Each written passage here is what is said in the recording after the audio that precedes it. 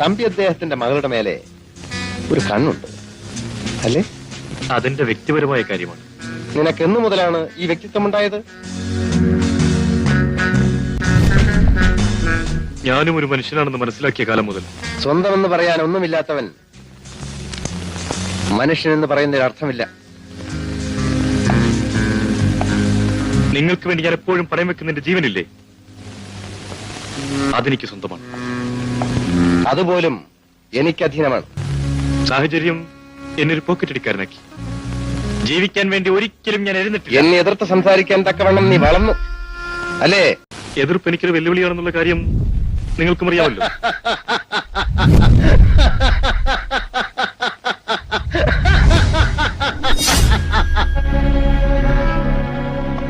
കുട്ടികളുടെ കളിപ്പാട്ടമല്ലോ, സൂക്ഷിച്ച് കൈകാര്യം ചെയ്തില്ലെങ്കിൽ ചോര വരും.